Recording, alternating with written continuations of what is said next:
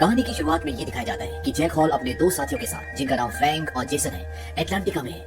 यहाँ पर चारों तरफ बर्फ ही बर्फ है और ये यहाँ पर बर्फ के सैंपल्स लेने के लिए आए हैं। और जब ये सैंपल्स लेने होते हैं तभी वहाँ पर बर्फ धंसना शुरू हो जाती है और इनकी ड्रिल मशीन वहाँ से हजारों फुट नीचे गिर जाती है। दरअसल यहाँ पर बर्फ की एक बहुत लंबी, गहरी और चौड़ी खाई बन चुकी है और अभी तक इन्होंने जो सैंपल्स लिए हैं वो बर्फ की खाई के उस तरफ है। जैक उस तरफ कूद जाता है और किसी तरह से वो अपनी जान पर खेल के उन सैंपल्स को ले आता है। इसके बाद जैक न्यू दिल्ली जाता है जहाँ पर यूएन की एक कॉन्फ्रेंस है और वो वहाँ पर ग्लोबल वार्मिंग के बारे में बताता है। वो कहता है कि अगर ग्लेशियर्स पिघल गए तो गर्मी का मौसम पूरी तरह से इस दुनिया से खत्म हो जाएगा। लेकिन यूएस वाइस प्रेसिडेंट बोलते हैं कि इस काम में अरबों खरबों रुपए का खर्चा है, इसकी कीमत कौन चुकाएगा। जैक बोलता है कि अगर हमने कुछ नहीं किया तो हमें और भी बड़ी कीमत चुकानी पड़ सकती है। बर्फीली चोटियां बहुत तेजी के साथ गायब हो रही है और जो आखिरी छोटा सा बर्फ का टुकड़ा टूटा था उसका साइज एक पूरे शहर के बराबर था। लेकिन जैक की बात को यहाँ पर ज्यादा तवज्जो नहीं दी जाती क्योंकि इस काम में बहुत ज्यादा खर्चा होता है। वहीं दूसरी तरफ ये दिखाते हैं कि मौसम में अब बहुत तेजी के साथ बदलाव आना शुरू हो जाते हैं। समंदर में तूफान आ रहे हैं और एक जगह टेम्परेचर एकदम से 13 डिग्री डाउन हो जाता है और यहाँ तक कि टोक्यो में आसमान से बर्फ के बड़े बड़े टुकड़े गिरते हैं जिससे कई लोग घायल हो जाते हैं। वहीं जैक हॉल अब अपने घर वापस आ जाता है। वापस आने के बाद उसे पता चलता है कि उसका बेटा सैम, जो कि एक बहुत ही होनहार स्टूडेंट है, वो फेल हो गया है। और जब वो अपने बेटे से पूछता है तो वो बोलता है कि जवाब मेरे दिमाग में था इसलिए मैंने लिखा नहीं और प्रोफेसर ने मुझे फेल कर दिया। जैक हॉल कहता है कि वो तुम्हें फेल कैसे कर सकता है, तुम उससे ज्यादा समझदार हो। सैम कहता है कि मैंने भी ऐसे कहा था और उन्होंने मुझे फेल कर दिया।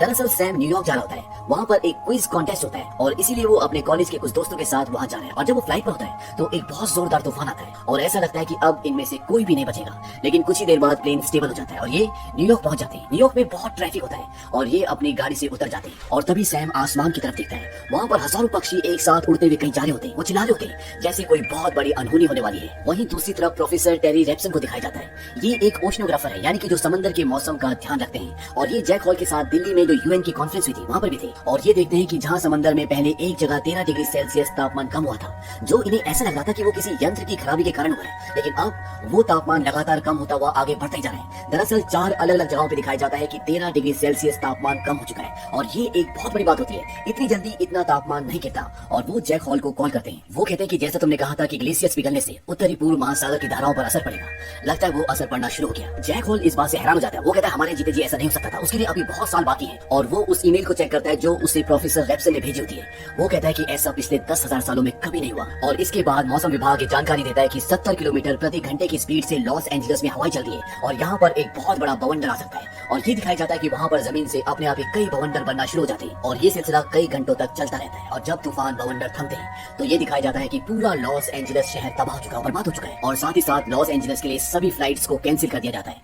और यहाँ पे अब एक बहुत बड़ी मीटिंग होती है। इस मीटिंग में मौसम विभाग के बहुत सारे लोग होते हैं और साथ ही साथ यहाँ पर यूएस सुरक्षा कमेटी के लोग और नासा के भी लोग होते हैं। जैक हॉल भी यहाँ पर होता है क्योंकि वो नासा के लिए काम करता है, लेकिन इनमें से किसी को भी इस मौसम के बदलाव की सही जानकारी नहीं होती। तभी जैक बोलता है कि क्या आपने उत्तर अंध महासागर की धाराओं पर ध्यान दिया।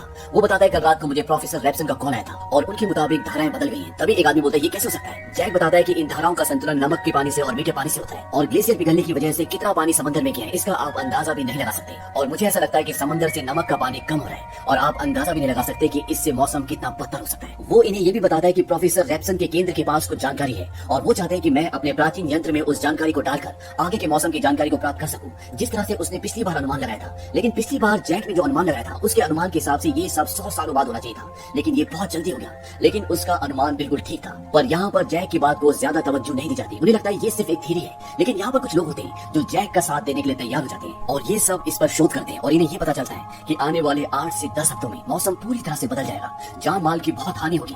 और इसीलिए जैक वाइस प्रेसिडेंट के पास जाता है और उसे बताता है कि मेरे बनाए हुए मॉडल से मुझे ये पता चला है कि 8 से 10 हफ्तों में बहुत तबाही होने वाली है। लेकिन वाइस प्रेसिडेंट कहते हैं कि तुमने दिल्ली में यूएन की बैठक में कहा था कि ऐसा 100 सालों तक नहीं हो सकता। जैक बोलता है कि मैं गलत था, हमें शहरों को खाली करवाना चाहिए। वाइस प्रेसिडेंट बोलते हैं कि शायद तुम इस बार भी गलत हो, हम शहरों को खाली नहीं करवा सकते और वो वहाँ से चले जाते हैं। वहीं दूसरी तरफ ये दिखाया जाता है कि ब्रिटिश रॉयल फैमिली 3 हेलीकॉप्टर्स में कहीं जा रही होती है और रास्ते में बहुत सारे बादल होते हैं। वहाँ टेम्परेचर लगातार गिरना शुरू हो जाता है और टेम्परेचर इतना डाउन हो जाता है कि हेलीकॉप्टर हवा में जम जाते हैं और वो आसमान से नीचे गिर जाते हैं और ब्रिटिश रॉयल फैमिली पूरी की पूरी बर्फ में दफन हो जाती है। वहीं दूसरी तरफ न्यूयॉर्क के मैनहट्टन शहर में, जहाँ पर जैक का बेटा सैम होता है, वहाँ पर बारिश होना शुरू हो जाती है और पानी जमीन से भी आना शुरू हो जाता है और तभी वहाँ पर एक बहुत बड़ी सुनामी आती है और उस सुनामी में पूरे मैनहट्टन शहर में पानी पानी हो जाता है। वहाँ पे सड़कों पर पानी आ चुका है, लोग अपनी जान बचाकर भाग रहे होते हैं वहीं दूसरी तरफ ये दिखाते हैं कि जैक अभी भी अपनी रिसर्च को जारी रखता है और उसे ये पता चलता है कि आने वाले समय में 3 जाइगेंटिक हैरिकेन आने वाले हैं, यानी कि बहुत बड़े बवंडर, और ये 3 जगहों पर आएंगे, कनाडा, स्कॉटलैंड और साइबेरिया। और 24 घंटों में ये अपना पूरा रूप बदल लेंगे और 48 घंटों में ये कहां तक फैल जाएंगे इसका अंदाजा भी कोई नहीं लगा सकता। वो प्रोफेसर रैप्टन को पूरा डेटा भेजता है और वो उन्हें बताता है कि 7 से 8 दिन बाद जब ये पूरा बवंडर, पूरा तूफान खत्म होगा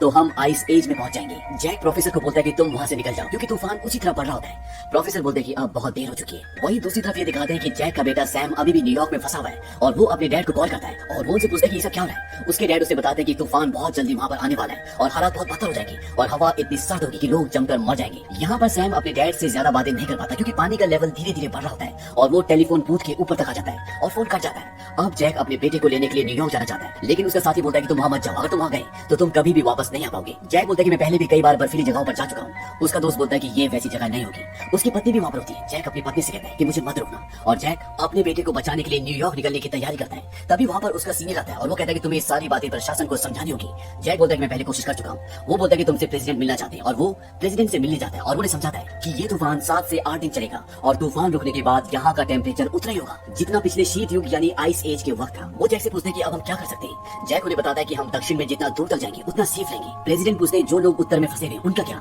जैक बोलता है कि उनको बचाना मुश्किल है, अगर वो अपने घर पर रहकर दुआ करे तो यही उनके लिए अच्छा होगा। और ये कहकर जैक वहाँ से निकल जाता है क्योंकि उसे न्यूयॉर्क के मैनहट्टन शहर जाना है जहाँ पर उसका बेटा फंसा हुआ है। और अब यहाँ पर प्रेसिडेंट ये डिसाइड करते हैं कि जैसा जैक ने कहा है हम वैसे करेंगे। हम सेना को उत्तर में नहीं भेज सकते क्योंकि अगर हमने सेना को उत्तर में भेजा तो शायद वो कभी वापस आ ही ना पाए। और जंग के दिनों में भी ऐसे रूल फॉलो होते हैं, जितने लोगों की जान बचाई जा सकती है उतने लोगों की जान बचाई जाती है। और अब इन्हें लगभग आधे देश को खाली करवाना है। वहीं दूसरी तरफ ये दिखाया जाता है कि जैक अब न्यूयॉर्क के लिए निकल चुका है और न्यूयॉर्क में उसके बेटे ने जिस बिल्डिंग में आश्रय लिया होता है वहाँ पर और भी बहुत सारे लोग होते हैं और वहाँ पर सैम यानी कि जैक के बेटे के दोस्त भी होते हैं। अब यहाँ पर कुछ देर पहले जो पानी सड़कों में भरा हुआ था वो पूरी तरह से जम चुका है, वो बर्फ बन चुका है और बाहर कई सारे लोग दक्षिण की तरफ जा रहे होते हैं। और यहाँ पर अंदर ये ऐलान किया जाता है कि सब के सब उनके साथ दक्षिण की तरफ जाएंगे। लेकिन सैम बोलता है कि हमें बाहर नहीं जाना चाहिए, यहाँ पे हालात और भी बदतर होंगे, ठंड और भी बढ़ जाएगी। मेरे पिता मौसम विभाग में वैज्ञानिक हैं, हमें अंदर रहकर इंतजार करना चाहिए। लेकिन सैम की बात को कोई नहीं मानता। वो कहते हैं कि हम यहाँ पर भूख से, ठंड से मर जाएंगे और वो सब के सब वहाँ से निकलना शुरू करते हैं। लेकिन सैम और उसके कुछ दोस्त यहाँ पर रुक जाते हैं। सैम के डैड ने उसे कहा था कि वो उसे यहाँ पर लेने के लिए आएंगे। वो यहाँ पर कुछ किताबें जलाते ताकि कुछ गर्मी पैदा हो सके। सैम का दोस्त सैम को बोलता है कि पृथ्वी का उत्तरी भाग पूरी तरह से इस तूफान की चपेट में है। यूरोप 15 इंच बर्फ के नीचे धंसा हुआ है। मुझे नहीं लगता कि तुम्हारे डैड यहाँ पर तुम्हें बचाने के लिए आ पाएंगे। सैम बोलता है कि वो आएंगे क्योंकि सैम के डैड ने उसे कहा था कि मैं तुम्हें लेने के लिए आऊंगा। वही जैक सैम को लेने के लिए आ रहा होता है। वो अपनी गाड़ी में होता है लेकिन सड़कों पर बहुत गहरी और बहुत ऊंची बर्फ होती है, इसीलिए गाड़ी जा नहीं पाती। और वो अपने उन साथियों के साथ जिनके साथ वो ऐसी जगहों पर पहले भी कई बार जा चुका है अब पैदल आगे चलना शुरू करता है। और रास्तों पर बर्फ इतनी ऊंची ऊंची हो चुकी है कि बड़ी बड़ी बिल्डिंग्स भी अब उन बर्फ के नीचे है। तभी इनमें जो सबसे पीछे होता है उसके पास जो सामान होता है वो उसे खींच कर आगे ले जा रहा होता है और बिल्डिंग के ऊपर का शीशा टूटकर वो सामान नीचे गिर जाता है और उस सामान के साथ ये सब के सब रस्सी से बंधे होते हैं और एक के बाद एक घिसटते हुए उस सामान के साथ नीचे जाना शुरू करते हैं। लेकिन तभी जैक बर्फ पर हुक लगाता है और ये सब के सब रुक जाते हैं और इसके बाद उन्हें ये सामान छोड़ना पड़ता है। और अब ये तीनों की तीनों आगे का सफर तय करते हैं। इनके पास सेफ्टी का, खाने का, पीने का अब कोई सामान नहीं बचा और ये सब बिना सामान के अब आगे का सफर तय करते हैं और अगले 1 घंटे में तूफान न्यूयॉर्क तक पहुंच जाएगा। वहीं दूसरी तरफ जहाँ पर सैम और उसके दोस्त होते हैं वहाँ पर एक लड़की होती है जिसका नाम लॉरा होता है। दरअसल सैम लॉरा की वजह से यहाँ पर आया होता है। वो उसे प्यार करता है और लॉरा के पैर पर चोट लगी होती है जिससे पॉइजनिंग हो जाती है और उसकी तबीयत अब बहुत ज्यादा खराब है, उसे दवाइयाँ चाहिए। यहाँ पर एक पानी का बहुत बड़ा शिप भी अंदर तक आ चुका होता है और ये कहते हैं कि उस शिप में दवा जरूर होगी और वो अपने दोस्तों के साथ बाहर दवाई लेने के लिए जाता है। और जब ये वहाँ से उस शिप के अंदर दवा लेने के लिए जाते हैं तो बाहर दिखाते हैं कि वहाँ पर कुछ भेड़िए भी होते हैं जो जू से छूटकर यहाँ पर आ गए होते हैं और ये भेड़िए उस वक्त इनके ऊपर हमला कर देते हैं जब ये दवा लेके वापस आ रहे होते हैं। लेकिन ये किसी तरह से उनसे बचकर शिप से दवा लेकर बाहर आ जाते हैं और तब ये दिखाते हैं कि मैनहट्टन शहर में अब तूफान आ चुका है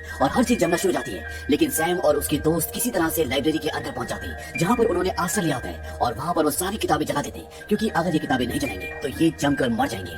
वहीं दूसरी तरफ सैम के पिता जैक अपने दोस्त के साथ आ रहे होते हैं। वहाँ पर भी हर चीज जमना शुरू हो जाती है और वो भी एक जगह पर शेल्टर ले लेते हैं और जब तूफान वहाँ से गुजर जाता है तो वो उस लाइब्रेरी की तरफ निकल पड़ते हैं जहाँ पर उनका बेटा सैम है। और वो रास्ते में ये भी देखते हैं कि वो सभी लोग पूरी तरह से बर्फ में जमकर मर चुके होते हैं जो लाइब्रेरी से निकलकर आगे का सफर तय कर रहे थे। अब सैम के डैड उस जगह पहुंच जाते हैं जहाँ पर सैम और उसके दोस्तों ने शेल्टर लिया है और वो देखते हैं कि वो सब के सब एक कमरे में। हालांकि यहाँ पर चारों तरफ बर्फ ही बर्फ होती है लेकिन इन्होंने वहाँ पर आग जलाई होती है, इसीलिए ये गर्माहट की वजह से बच जाते हैं। सैम अपने डैड को देखकर उनके गले लग जाता है वो कहता है कि मुझे पता था कि आप जरूर आएंगी। दरअसल सैम की डैड जैक ने उसे कभी भी टाइम नहीं दिया था, क्योंकि वो हमेशा अपने काम में व्यस्त रहते थे। लेकिन अब सैम के सारे गिले सारे शिकवे खत्म हो चुकी, क्योंकि उसके डैड अपनी जान पर खेलकर उसे बचाने के लिए यहाँ पर आए। और अब जबकि तूफान थम चुका है तो यहाँ पर हेलीकॉप्टर आते हैं और जैक, उसके बेटे सैम और उसके दोस्तों को सबको बचा लिया जाता है। वहीं दूसरी तरफ ये दिखाया जाता है कि वाइस प्रेसिडेंट अब प्रेसिडेंट बन चुके हैं, क्योंकि प्रेसिडेंट की इस तूफान में, इस आपदा में मृत्यु हो चुकी होती है। और वाइस प्रेसिडेंट जो कि अब प्रेसिडेंट बन चुके हैं, वो मैक्सिको में होते हैं और वहाँ से अपना भाषण देते हैं। उन्हें अपनी गलती का एहसास भी होता है, क्योंकि उन्होंने जैक की बातें नहीं सुनी थी।